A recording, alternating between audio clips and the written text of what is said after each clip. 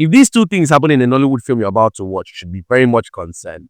It appears on a streaming service without any fanfare, just out of the blues. You know, there is a new stuff to watch. And then you check it, and it's very much star-studded. You should be very, very concerned. Devil is a Liar ticks these two boxes, and so your guess is as good as mine. What the viewing experience was. Thankfully, it was a movie, so we didn't have to sit through many episodes of excruciating pain. Yeah.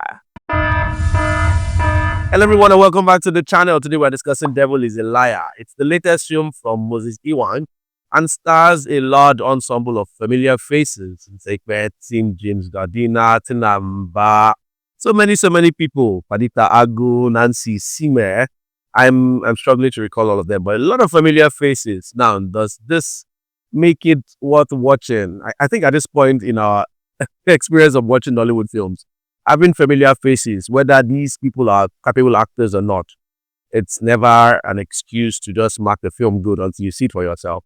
Now, Devil is a Liar follows the travails of Adaora Phillips, played by Nse Ikpe-Etim. She is a middle-aged woman who is unmarried. Her younger sisters, played by Nancy Sime and Padita Ago, are both married.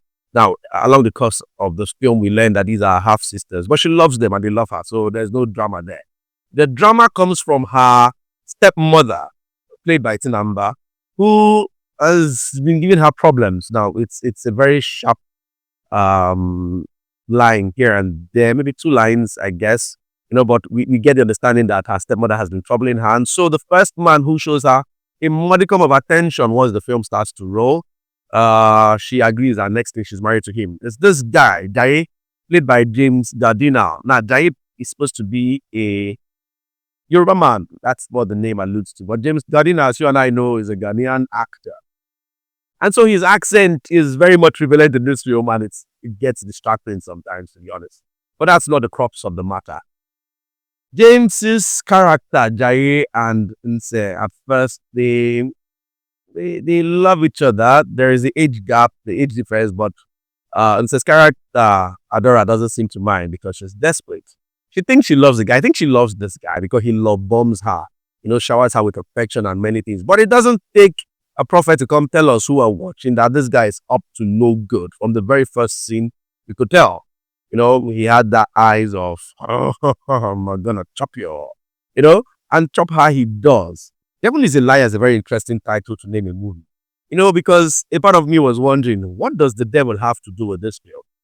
And ladies and gentlemen, boys and girls, let's just say the devil had absolutely nothing. Could have just named this thing Jaiye is a Liar, because Jaiye is the devil we see. He's a manipulator, a gaslighter, he's a thief, the whole 9 yards. The whole 9 yards of cliche, because this film is a festival of cliche. Cliches everywhere. Think about the worst thing that can happen to somebody, please, through this film. In fact, it's the story of Adora's life from a successful real estate woman to a prisoner to an ex-convict. It's just a lot of things. So, rich, wealthy woman falls for the younger guy, gets married to him because time is running out. Rich, wealthy woman wants a child. She gets one.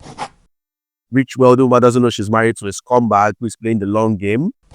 Rich, wealthy woman gets pregnant again, and then her Baba tells her, remove this pregnancy, and suddenly the rich, wealthy woman cannot think for herself because what society would say. Rich, wealthy woman takes out the pregnancy, loses her womb in the process. Rich, wealthy woman loses her only child and discovers she has no womb. Rich, wealthy woman tries to kill the husband, who fakes his death. She gets sentenced to prison. Oh God, I beg. It's a festival of cliches. And while cliches are not the worst things to happen to film, there's something about how Devil is a Liar plays out that makes it very uninteresting to watch. It's not enough that you can see the cliches and where the story is going coming a mile away. It just plays out very uninterestingly. The writing is a mess. Usual star powers like Nse Ikpe-Etim is struggling under the weight of a script that is lacking, a story that is uninteresting. You could just see that her back was swollen at many times because she was shouldering the weight of this film. Now, I said that this film is star-studded, but yes, star-studded, but just in cases, because a lot of the star powers here barely get anything to do. Nse Ikpe-Etim, Tinamba, Akile, they are all background characters. This is mostly a story of Nse, James Gardiner, and Nse's friend, played by Caroline Danjuma. It's mostly these three. And Nse, who is obviously the best performer of these names, struggles. Then there's James, who, let's just say this is not his fault here. I wonder how he got cast in this project because he was struggling all three. He had zero to no chemistry with Nse. Even this steamy sex scene that was featured was just not given, in my own opinion. I felt was unnecessarily graphic, and was unnecessary for the bulk of it. We didn't need that. But even though, yes, a part of it played later in the storyline, but it went nowhere. So we could have done away with that entire sequence and nothing would have changed. But James was struggling terribly. You could see from his face that the material was more than what his ability as an actor could carry. Same for the other. The acting was mismatched, but it was mostly a problem of how the story was written. It was uninteresting.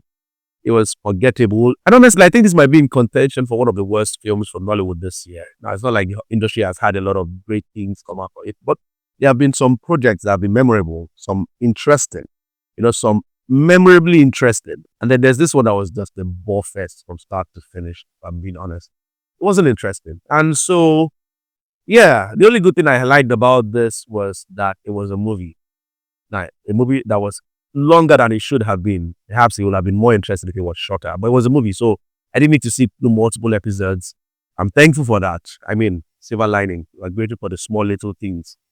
There's a story somewhere in that whole messy thing it tries to tell, and I was able to identify the story. Like I said, it's a festival of cliches. Love yourself, stand up for yourself, be bold enough to walk out of a terrible relationship, terrible situationship, regardless of what society will say. That's the lesson. Now, how we went about telling this story to bring this lesson to life was unforgivable, I must say. But yeah, lesson regardless. So if you're one who sticks to us for the moral lesson of films, that is it. I think I've spared you having to go watch it yourself. But let me know, have you seen Devil is a Liar? What did you think of it? Let me know in the comments. Did you like it? Did you not like it? Do you think, oh God, I'm big? Whatever the case is, let me know in the comments. Like, share, subscribe. And as always, I'll see you in the next video.